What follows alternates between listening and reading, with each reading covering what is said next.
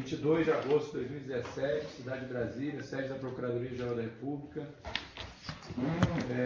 Presentes os membros do Ministério Público: Anselmo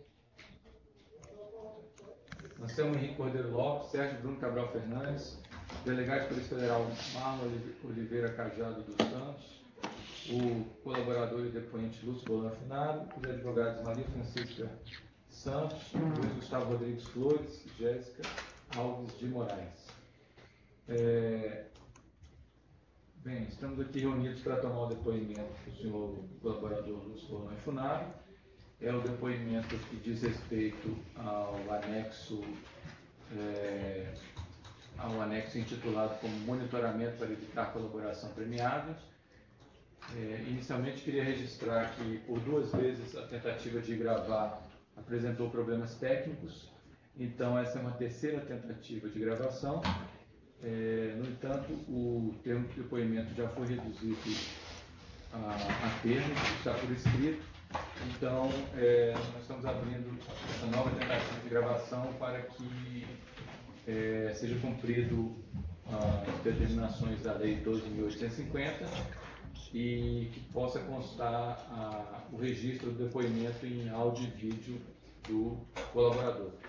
Então, senhor Lúcio, eu queria que o senhor já vai ser a 3ª vez que o senhor vai falar desse assunto, porque a gente está tentando gravar, mas como tem o termo já reduzido por escrito, eu queria que o senhor pegasse, lesse o termo por escrito e se o senhor quiser fazer algum acréscimo ou algum reparo, o senhor já leu, já revisou, mas fique à vontade para fazer algum reparo, mas eu queria que o senhor se ativesse ao que está escrito, podendo acrescentar ou suprimir, mas seguindo ele como roteiro aí, os advogados também e todos os presentes fiquem à vontade para fazer qualquer pergunta adicional. Pois não.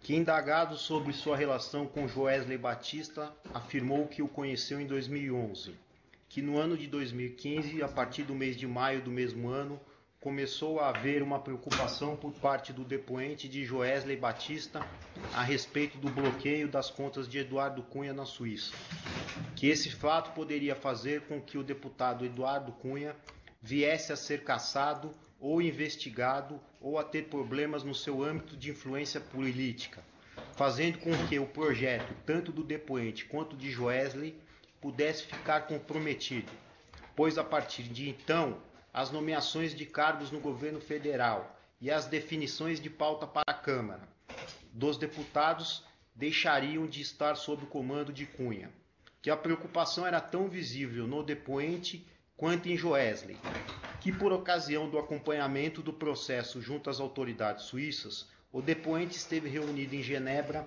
com o advogado de Eduardo Cunha, que esse advogado foi indicado a Cunha pelo próprio depoente, que o nome do advogado é Didier, que esse advogado prestou depoimento no Conselho de Ética a pedido de Cunha, que o depoente pagou parte dos honorários desse advogado, não sabendo quem pagou a outra parte, deixando claro o depoente que os pagamentos não foram efetuados de conta de sua titularidade, que Cunha outorgou a procuração a esse advogado na cidade de Cascais, Portugal, que o depoente também se reuniu com esse advogado na cidade de Cascais junto com Cunha, que também se reuniu com esse advogado na Suíça para se inteirar da situação, que a situação não era boa porque os documentos apresentados pelos advogados eram muito ruins, especialmente porque o procurador Stefan Lenz detinha vários documentos que indicavam que iriam transferir o processo de Cunha para o Brasil, que nessa reunião na Suíça com Didier também participou o sobrinho de João Augusto Henriques, operador de Cunha e do ex-deputado Fernando Diniz, dentre outros, na Petrobras, que a conta de Cunha foi contaminada por conta de transferências feitas por Henriques e por essa razão o sobrinho dele estava na reunião, que o depoente passava todas essas informações para Joesley, que Francisco de Assis, advogado do grupo JBS, certa vez indagou ao depoente se não queria conhecer um advogado suíço que prestava serviços na Suíça para o grupo que poderia ajudar na situação de Cunha, que o nome desse advogado era Lúcio Velo, que houve um almoço com o intuito de Francisco apresentar o depoente, o advogado Lúcio Velo, que nesse almoço também estava presente o advogado tributarista do grupo JBS, de nome Bichara, que esse almoço foi realizado no restaurante Varanda, no shopping Juscelino Kubitschek, em São Paulo, que no mês de outubro de 2015 o depoente começou a perceber que poderia ser alvo de investigações ou medidas judiciais, que nessa época a Receita Federal começou a intimar o depoente para que esse voltasse a prestar esclarecimentos sobre uma série de cheques que tinha emitido para a compra de carros de propriedade do deputado Eduardo Cunha, que no dia 11 de dezembro de 2015, Joesley Batista compareceu à casa do depoente, acompanhado da esposa, ocasião em que trataram do crédito da compra da Alpargatas, que nessa mesma data, Joesley já tinha procurado o depoente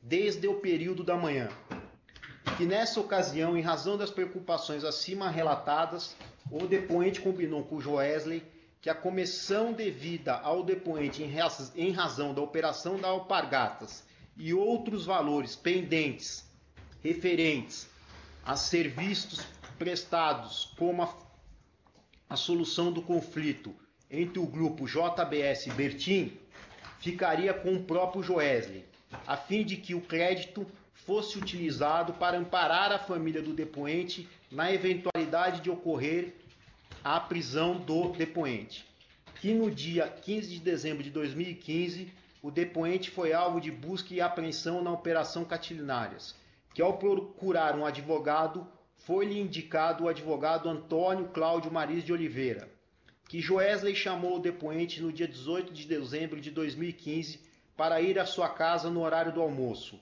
ocasião em que foi-lhe indagado se havia sido apreendido alguma coisa comprometedora em seu local de trabalho. Fato esse que o depoente negou, que nessa ocasião Joesley já estava de posse de cópia da ação cautelar 4044, Operação Catilinárias, que Joesley falou que quem lhe passou cópia dessa ação foi o advogado José Gerardo Grossi e que o conhecia em razão de uma venda de uma fazenda do mesmo para a família Batista, que Joesley falou nessa ocasião: vamos tocando juntos, vamos amarrar as pontas, ou seja, estava combinando que as versões ficassem iguais. Que nesta mesma reunião, no dia 18 de dezembro de 2015, Joesley e seu advogado Francisco de Assis propuseram ao depoente fazer um contrato guarda-chuva a fim de dar aparência de legalidade aos negócios já efetuados entre o depoente e Joesley e ao saldo credor que o depoente possuía junto às empresas do grupo JBS. Que esse contrato tinha a função de dar dupla tranquilidade ao grupo JF, a origem para os pagamentos efetuados às empresas do declarante ou de sua responsabilidade, e de dar tranquilidade ao declarante de ter seus créditos reconhecidos pela JF, ou seja, um instrumento de crédito executivo.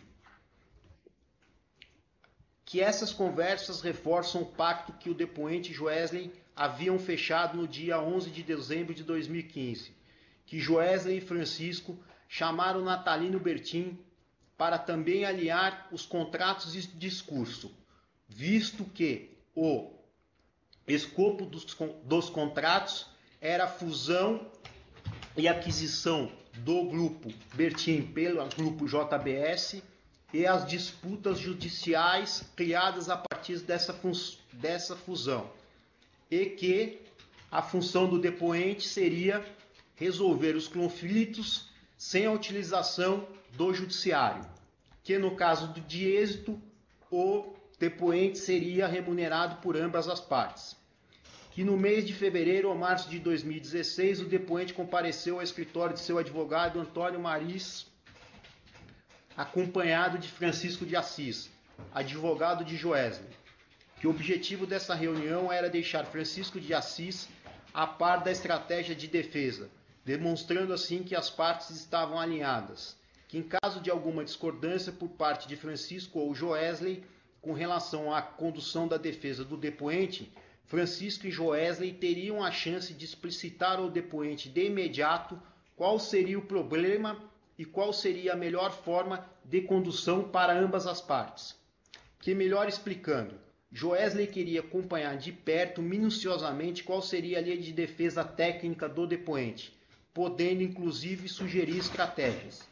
Que em outra ocasião, entre fevereiro e junho de 2016, antes do depoente ser preso, Joesley chamou o depoente novamente em sua casa durante uma noite para conversarem sobre a situação de Eduardo Cunha.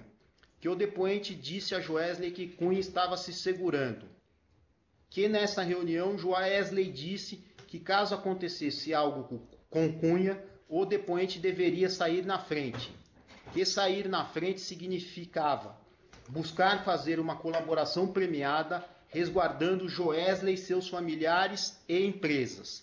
Que Joesley tinha muita preocupação no sentido de que o depoente pudesse se juntar a Cunha e ambos delatassem Joesley e seus parceiros políticos. Por isso queria garantir que o depoente permanecesse fiel. Que Joesley tinha medo da delação do depoente e da de Cunha.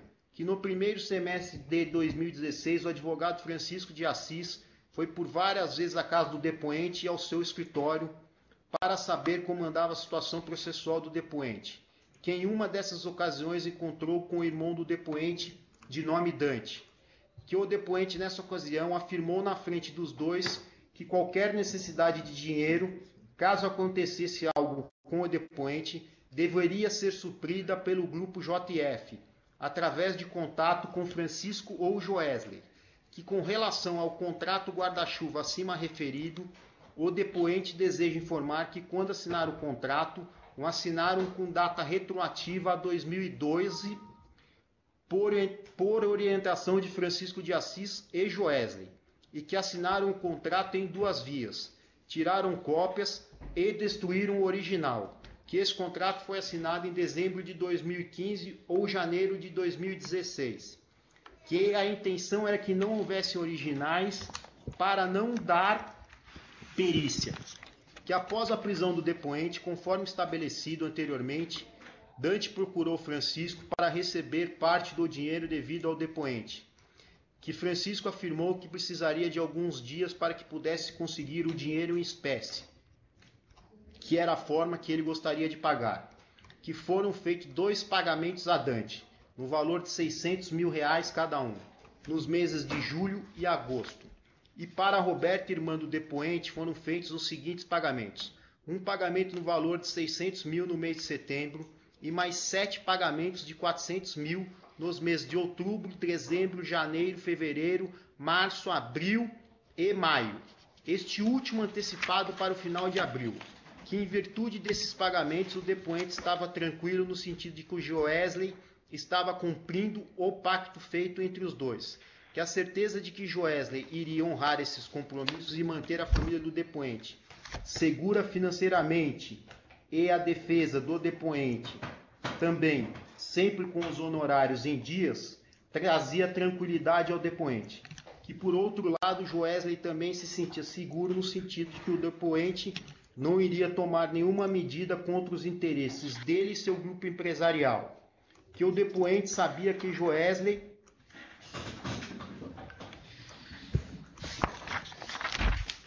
Tá faltando uma parte. Tá? Acho que não tem acesso a essa parte. Página 6 não está comigo. Não tá aí não? Não. Deixa eu ver.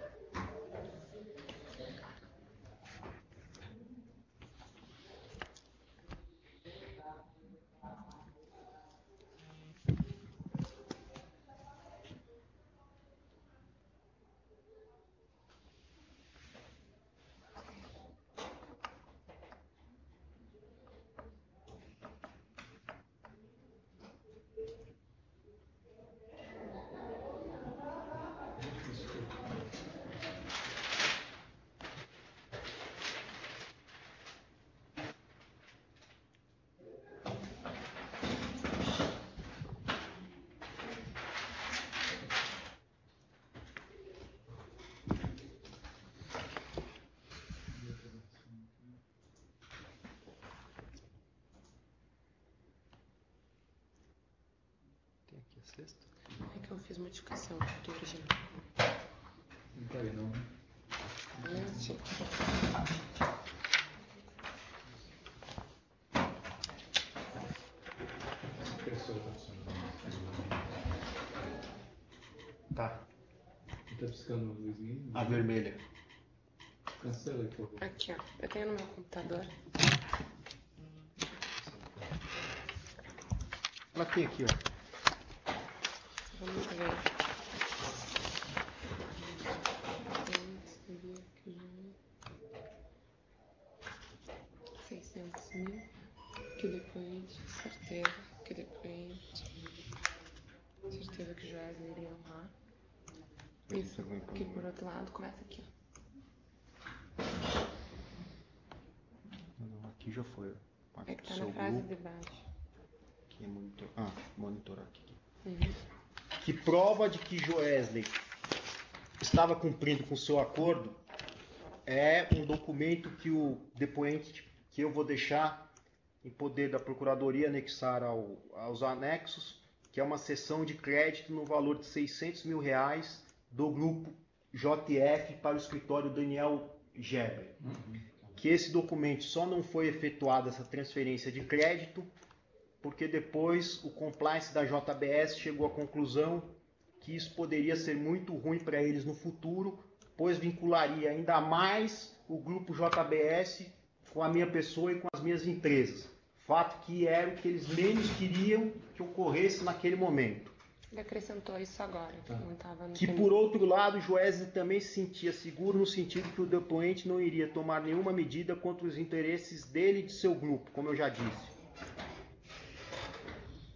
Que o depoente sabia que Joesley monitorava o ânimo do depoente em cumprir o pacto de silêncio e fidelidade através de contatos com a esposa do depoente, que é amiga da esposa de Joesley, e de seus familiares, que também eram amigos da esposa do depoente. Que esse monitoramento do ânimo do depoente também era feito por Francisco de Assis, junto à irmã do depoente, quando essa ia à sede da JBS receber os pagamentos mensais.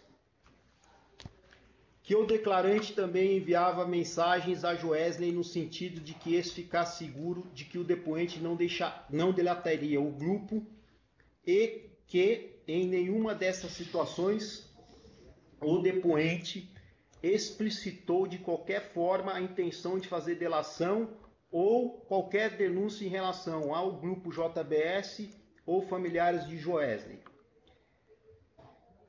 Que uma vez o depoente mandou, através de sua irmã, uma mensagem para Francisco de Assis, dizendo que, abre aspas, gente frouxa é uma merda, pois essa era uma expressão comum entre diálogos feitos pelo depoente e Francisco de Assis em programas de troca de mensagem.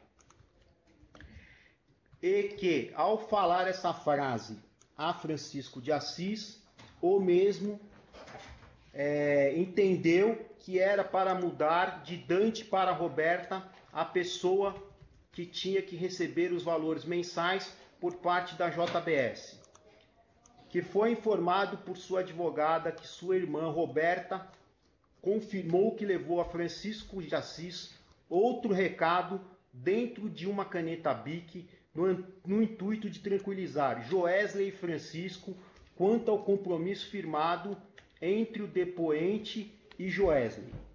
Que caso os pagamentos fossem suspensos, o depoente iria estourar Joesley, ou seja, iria executar os títulos de crédito que tinha contra ele, que certamente o ânimo do depoente em delatar Joesley também aumentaria significativamente, que contudo a opção da delação incriminaria não só Joesley, mas também uma série de pessoas, dentre elas Gedel Vieira Lima, Eduardo Cunha, Henrique Eduardo Alves, Gabriel Chalita, Henrique Constantino, Michel Temer, de forma tangencial, dentre outros que fizeram negócios com o depoente. Que com certeza com certeza do rompimento do pacto por parte do Joesley, o depoente decidiu procurar o Ministério Público para fazer a colaboração premiada. Que no final de junho de 2016 o depoente estava em tratativas com o escritório Figueiredo Bastos e, sem querer, acabou enviando a proposta de honorários para seu advogado à época, Dr. Antônio Cláudio Maris de Oliveira, que logo após o envio do arquivo por e-mail, seu telefone deu sinal de recebimento de mensagem por meio do aplicativo Vicker, o qual era usado pelo depoente e várias pessoas para tratar de coisas sigilosas. Que nessa ocasião tratava-se de uma mensagem de Gedel Vieira Lima, que perguntou se o depoente estava fazendo delação. Que o depoente negou a informação e perguntou a razão da indagação. Que Gedel afirmou que a notícia havia chegado no Palácio do Planalto. Que diante disso, o depoente percebeu que havia mandado a mensagem contando a proposta de honorários do escritório Figueiredo Bastos ao escritório de Antônio Cláudio Maris de Oliveira, o qual sabia que o escritório Figueiredo Bastos era especializado em colaboração premiada. Que o depoente percebeu que a informação havia sido passada por Maris a Michel Temer ou a José Yunes, visto que Maris não falava diretamente com Gedel e que um desses dois devem ter repassado a mensagem a Gedel. Que o depoente ficou com muita raiva e ligou para Maris, xingando o advogado de vagabundo por ter quebrado o sigilo profissional. Que essa informação só poderia ter chegado a Temer de duas maneiras. Uma diretamente por contato entre o advogado Maris e Michel Temer, também seu cliente, e posteriormente passada a Gedel, ou por intermédio de José Yunes e Maris de Oliveira, cuja prima é casada com Yunes, como já dito pelo depoente. Que nessa época José Yunes também trabalhava no Palácio do Planalto como assessor especial de Temer. Que o depoente não conversava com Yunes ou Temer diretamente. Daí a necessidade de acionar Gedel para confirmar a informação ou não. Que após a desconstituição de Maris de sua defesa, o depoente continuou sendo monitorado quanto à possibilidade de fazer colaboração. Que, esclarecendo essa afirmação, explica que, em razão do conflito com Maris, procurou o advogado Eduardo Ferrão, que já advogava para o declarante em outras situações. Contudo, como esse não poderia atuar na Lava Jato, que esse o indicou ao advogado Daniel Geber. Que Geber também passava informações para Joesley e Francisco sobre a estratégia de defesa do depoente. Que Daniel Geber dizia que conseguiria a soltura do depoente na audiência de custódia e que por isso não haveria necessidade de fazer colaboração premiada. Que como o depoente não foi solto, ficou nervoso e falou com Geber no dia da audiência de custódia. Fala para o teu chefe, entre aspas, Ferrão, e para o Padilha, Eliseu Padilha, que eu vou arrebentar com todo mundo. Que nesse dia Geber já não era mais advogado do depoente, porém compareceu ao ato processual. Que Geber afirmou que ouviu do advogado Ferrão que o depoente não foi solto porque o depoente contratou outro escritório de advocacia para acompanhá-lo na audiência de custódia. Que, questionado qual a relação de Eliseu Padilha com o fato, explicou que Eliseu Padilha é cliente e amigo íntimo de Eduardo Ferrão, que por ocasião do vazamento do boato de que o depoente faria colaboração, que por ocasião de outra vez em que vazou o boato de que o depoente faria colaboração premiada, Eliseu Padilha também foi correndo falar com Geber ou Ferrão para saber se o depoente estava fazendo de fato delação. Que em razão do contato de Padilha, Geber foi ao encontro do depoente na Papuda indagar sobre o tema. Que esse evento ocorreu antes da audiência de custódia e que o depoente negou a Geber estar fazendo colaboração. Que indagado se tem algo mais a acrescentar sobre os temas tratados no presente depoimento, não tem mais nada a falar. Eu pergunto se os advogados querem complementar com alguma pergunta. Não. Sem perguntas. Doutor Cajado, podemos encerrar esse termo? Uhum. Então, a gente encerra esse termo referente ao... Só mais uma pergunta, algumas perguntas aqui. Quem fala aqui é o Antônio Lopes. Senhor Lúcio, o senhor também, no seu anexo, né, menciona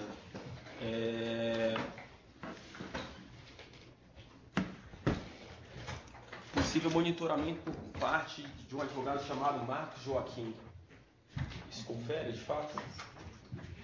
Confere de fato, mas era um monitoramento de forma mais suave. O Marcos Joaquim era advogado do Eduardo Cunha e ele pedia para a mulher dele ligar para minha esposa para saber como é que estava o meu ânimo, se eu tinha intenção de fazer delação, se eu não tinha intenção de fazer delação. Só para falar devagar, que eu tenho que digitar aqui, então, a respeito do advogado Marcos Joaquim Gonçalves. Marcos Joaquim Gonçalves, Que o mesmo fazia. Pode falar O mesmo trabalho de como é que chama? monitoramento? De monitoramento, só que de maneira mais suave, até por ser mais próximo do depoente e da família dele. Até por ser mais próximo. Do depoente e da família dele. Certo. Mas que o intuito era sempre deixar informada a defesa de Eduardo Cunha do ânimo do... Entendi. Então o intuito... Era sempre deixar informada a defesa de Eduardo Cunha do ânimo do depoente.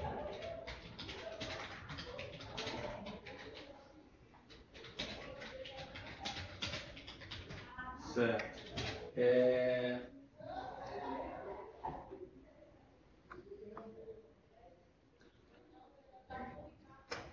Ele fazia ou ele ligando ou a mulher dele ligando, entendeu? Certo. A respeito das ligações de Gedel Vieira Lima para sua esposa, você tem alguma coisa a narrar também a respeito disso?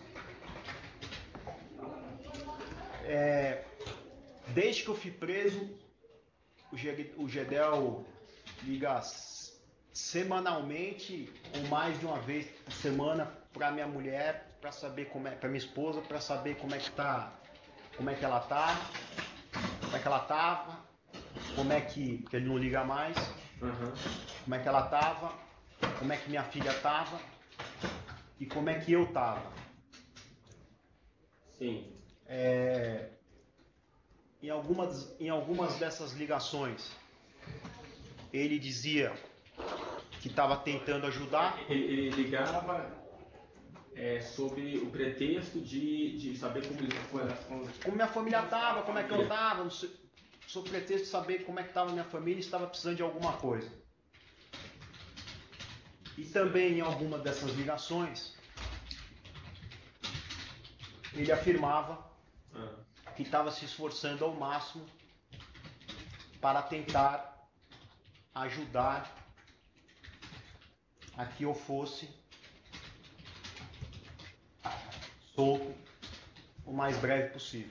Tivesse uma solução para o meu caso o mais breve possível. Ajudando ao máximo para que o depoente fosse solto. O mais breve possível. O mais breve possível, certo. Raquel, ela tinha alguma amizade anterior com o Gedel? Não, tinha visto o Gedel. Ela não tinha amizade anterior? Não, tinha visto ele algumas vezes, porque uma vez ele foi na minha casa, outras vezes em voos que eu fiz pouso em Salvador, mas não tinha nenhuma amizade com ele. Nunca tinha falado com ele no telefone anteriormente. Nunca tinha falado anteriormente? Não.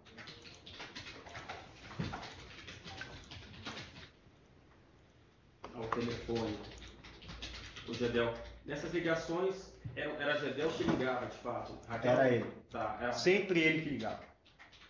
Tá. Se ela ligou alguma vez para ele, foi para responder alguma ligação dele que ela não tinha atendido, por estar com a minha filha, ou cuidando de alguma coisa que ela tá, cuidando de alguma coisa que impossibilitou ela naquele momento de atender o telefone.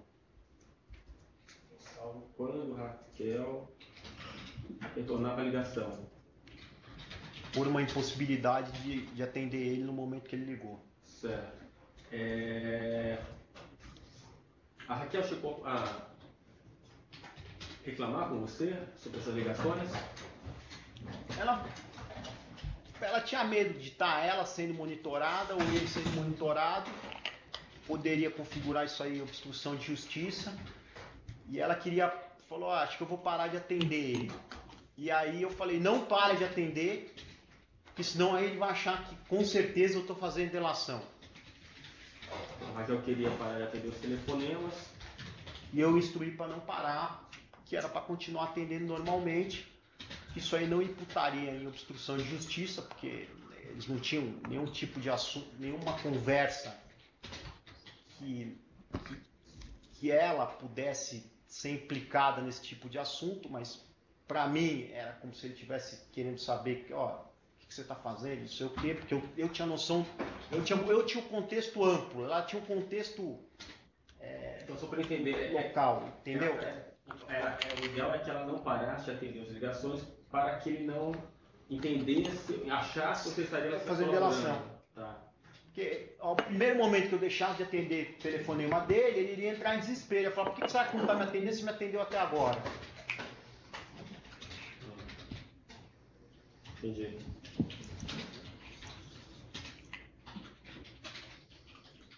E tá, mas qual era o seu receio? Se de fato eu estivesse fazendo colaboração premiada, se eu estivesse fazendo colaboração premiada, se o Gedel soubesse, qual seria o impacto disso? Qual seria... Bom, primeiro, naquela época ele ainda era ministro, então podia haver alguma retaliação por parte do governo.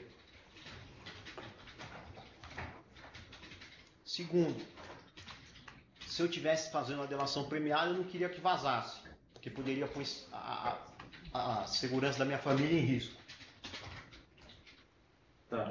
E terceiro, que eu não estava fazendo delação premiada e não fazia sentido nenhum usar um alvoroço numa situação que já era uma situação complexa para administrar, sem precisar.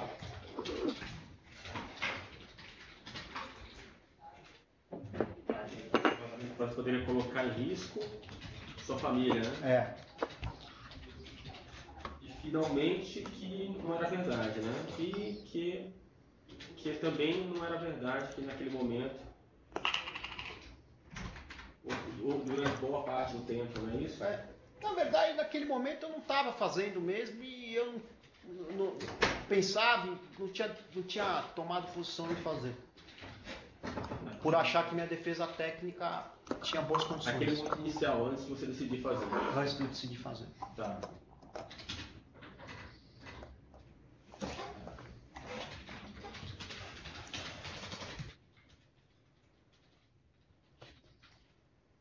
Certo. E existe mais algum elemento que o senhor queira trazer sobre esse anexo específico? Você vê que a preocupação dele era tão grande que quando ele, do Gedel, no caso específico do Gedel, que quando ele viu que o Joesley tinha feito delação e que minha irmã tinha sido presa,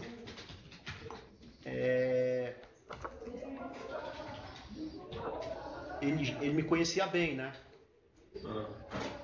Então, ele teve, naquela hora, ele teve a certeza de que eu não iria mais aguentar, que já tinha dado o meu limite. Quando ele teve isso? No dia que a minha irmã foi presa. Então, que nesse dia, ele ligou, num período de 15 dias, 19 vezes para a Raquel.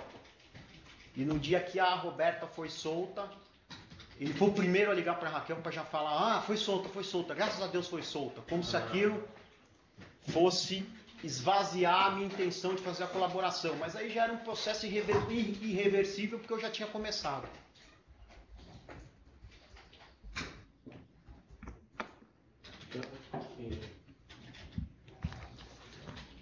após essa prisão, Centel ligou, foi o primeiro a ligar, né? Foi o primeiro a ligar para a prisão, né? Quando ele viu a delação da JBS, ele já viu que aquilo ia dar problema para mim, ligou para Raquel. E quando ele viu que a Roberta foi presa, também ligou. E quando ele ligou com certo desespero, foi isso? Pô, que cara, cafajeste, não podia ter feito isso, parar. E aí, o que aconteceu? Ele sabia que naquele momento deu o meu limite. Ele foi um dos primeiros a ligar? Foi o único a ligar. Tá.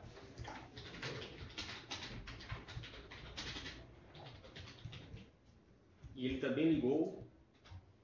Quando a Roberta foi solta, ele foi o primeiro a ligar.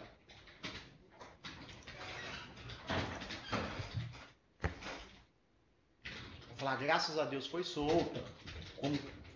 Quando o Roberto foi solto, né? Como se com isso ele conseguisse fala pra ele não se apavorar que as coisas não estão tão ruins. Ó. Você vê, o Roberto foi solto, daqui a pouco a gente pode conseguir que ele seja solto. Ele não falou isso explicitamente, mas é o que eu penso na minha cabeça que ele quis transmitir pelo que eu conheço dele, entendeu? Entendi.